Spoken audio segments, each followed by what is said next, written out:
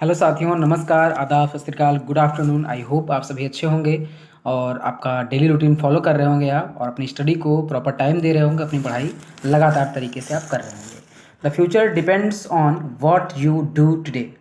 साथियों, अक्सर हम अपने फ्यूचर की प्लानिंग कर रहे होते हैं, हमें ऐसा करना है फ्यूचर में, हमें वैसा करना है, हमें ये बनना है, हमें इस पोस्ट पे जाना है। साथियों, वो जो आप सपने देख रहे हो, जहाँ जाना है, जो आपकी ड्रीम, जहाँ आप सोच रहे हो, उसके लिए एक्चुअल में आपको आज मेहनत करना होगा। तो साथियों, हमेशा आप एक जो शॉर्ट एम है, मतलब आपको जो अचीव करना है ड्रीम, वो तो है ही, उसके साथ आप 24 आवर का एक रूटीन ज़रूर बनाया करिए और उसको फॉलो करने का पूरा प्रयास करिएगा। मतलब 90% तक, 85% तक ज़रूर उसे फॉलो करिए और उसमें अपनी स्टडी को इंक्लूड करिए, क्योंकि जो भी आप बनना चाहते हैं वो स्टडी से इंक्लूड है, तो उसको ज़रूर रखिए। तो जो आज का दिन है उसे अगर आप अच्छे से पढ़ाई में लगा रहे हैं तो आप ज़रूर कुछ ना कुछ अच्छा बन जाएंगे।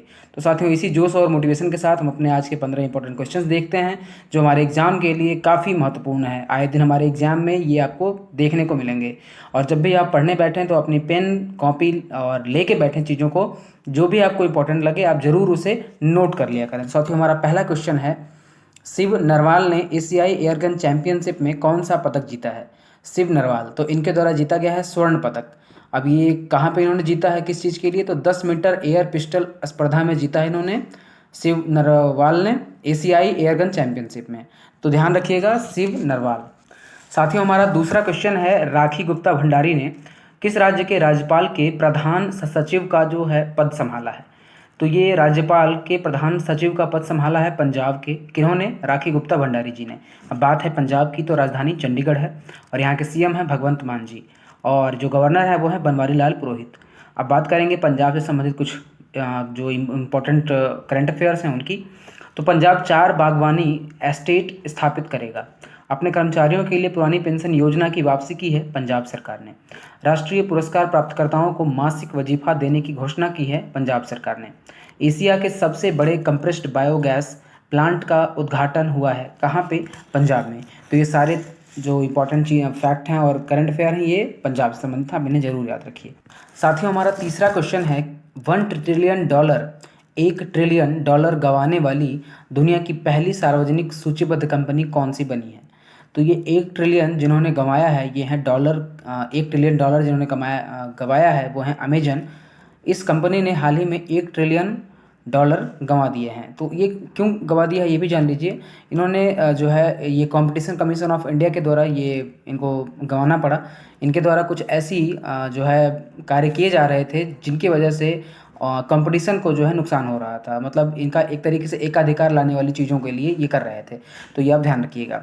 अगला हमारा चौथा क्वेश्चन है, किस देश ने पहली विली जिन किंग कप जीता है? विली जिन किंग कप, विली जिन कप। तो ये ध्यान रखिए, स्विट्जरलैंड ने जीता है, ऑस्ट्रेलिया को हरा के जीता है। टेनिस से संबंधित ये कप है, विली जिन किंग कप, ध्यान रखिएगा। और ये हुआ है स्कॉटलैंड के ग्लासगो में, और इन्होंने ऑस्ट्रेलिया को हराया है। तो ऑस्ट्रेलिया 7 बार का विनर रह चुका है, स्विट्जरलैंड। तो इसलिए स्विट्जरलैंड के पूछे जाने के चांसेस और हैं, क्योंकि इन्होंने 7 बार का जो विजेता है ऑस्ट्रेलिया, इसको हरा के जीता है। तो स्विट्जरलैंड ध्यान रखिएगा, विली जिन किंग कप ध्यान रखिएगा। चौथा क्वेश्चन हमारा ये रहा। अगला हमारा पांचवा क्वेश्चन है फ्रेंड्स, कि किस राज्य ने पेसा कानून लागू किया है? तो ये लागू किया है एमपी ने। अब अगर देखा जाए तो ये क्यों किया गया है?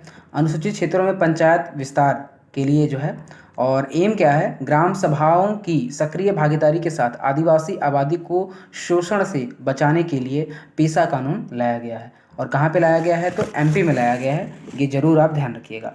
अगला हमारा छठवां क्वेश्चन है, जियो स्मार्ट इंडिया 2022 शिखर सम्मेलन का उद्घाटन कहाँ पे हुआ है? तो ये जियो स्मार्ट इंडिया 2022 शिखर सम्मेलन का उद्घाटन हैदराबाद में हुआ है, आंध्र प्रदेश, हैदराबाद, ध्यान रखिएगा। अगला हमारा सातवां क्वेश्चन है फ्रेंड्स, कि किसने बेंगलुरु टेक शिखर सम्मेलन का उद्घाटन किया है? तो ये किया गया है नरेंद्र मोदी जी के द्वारा। अब बात करेंगे बेंगलुरु से संबंधित, कर्नाटक संबंधित कुछ चीज़ें। कर्नाटक सरकार ने स्कूली छात्रों के लिए प्रतिदिन 10 मिनट का योगा अनिवार्य किया है। दक्षिण भारत की पहली वंदे भारत एक्सप्रेस को बेंगलुरु में हरी झंडी दिखाई गई। बेंगलुरु की नम्मा मेट्रो रेल ने व्हाट्सएप पर क्यूआर टिकट सेवा शुरू की है। प्रधानमंत्री ने बेंगलुरु में कैंपेगौड़ा की 108 फीट ऊंची प्रतिमा का अनावरण किया है। कैंपेगौड़ा, इन्हें बेंगलुरु का एक तरीके से कहा जाता है कि जन्मदाता भी कह सकते हैं इन्हें, इन्हीं के द्वारा इस जो है सिटी को बसाया गया, बनाया गया। तो कैंपेगौड़ा ध्यान रखिएगा, 108 फीट ऊंची प्रतिमा बेंगलुरु में। अगला हमारा 8वां क्वेश्चन है कि महिला स्वयं सहायता समूहों का सम्मेलन कहाँ आयोजित हुआ है। तो ये महिला स्वयं सहायता समूहों का आयोजन भोपाल में आयोजित हुआ है। तो बात करेंगे, ये एमपी से संबंधित है, तो एमपी की राजधानी भोपाल है और यहाँ के सीएम हैं शिवराज सिंह चौहान जी और यहाँ के गवर्नर हैं मंगू भाई सी पटेल। अब बात करेंगे एमपी से संबंधित कुछ currents. 4 star eat right station का प्रमाण पत्र मिला है भोपाल रेलवे स्टेशन को। 6वीं राष्ट्रीय महिला मैराथन 2022 का आयोजन मध्य प्रदेश में किया जा रहा है। 5वें खेलो इंडिया यूथ गेम्स आयोजित होंगे मध्य प्रदेश में। दुनिया की पहली वैदिक घड़ी लगाई गई है मध्य प्रदेश के उज्जैन में। हिंदी में मेडिकल और इंजीनियरिंग की शिक्षा देने वाला पहला राज्य बना है एमपी।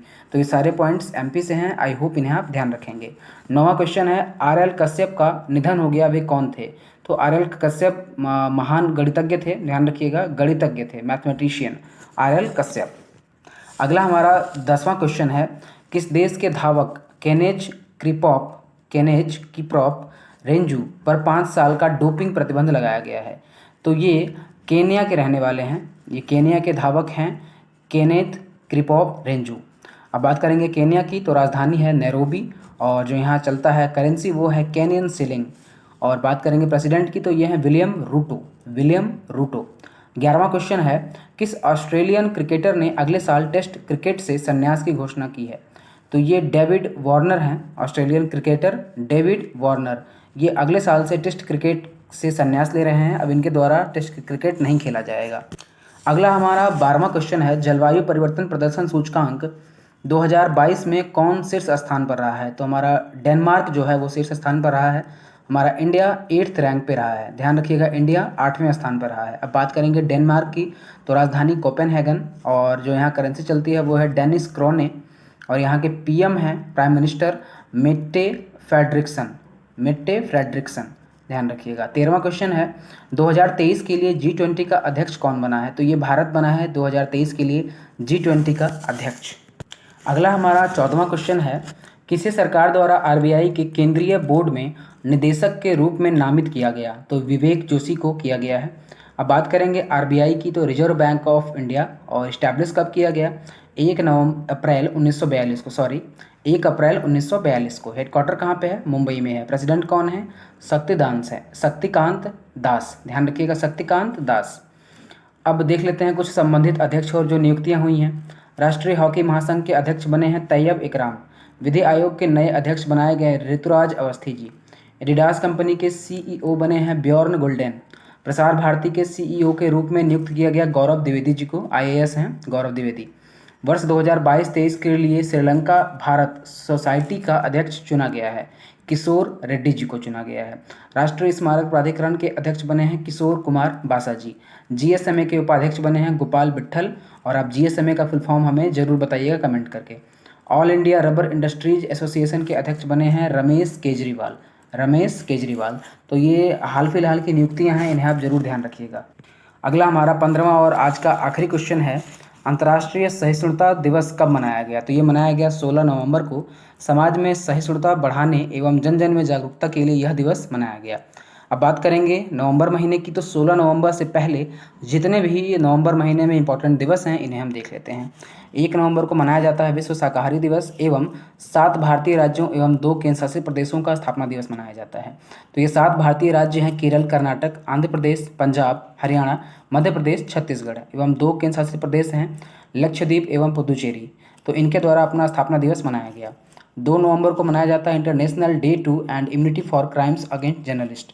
ये दिवस मनाया जाता है 2 नवंबर को। 3 नवंबर को मनाया जाता है राजा राजचोल की जयंती।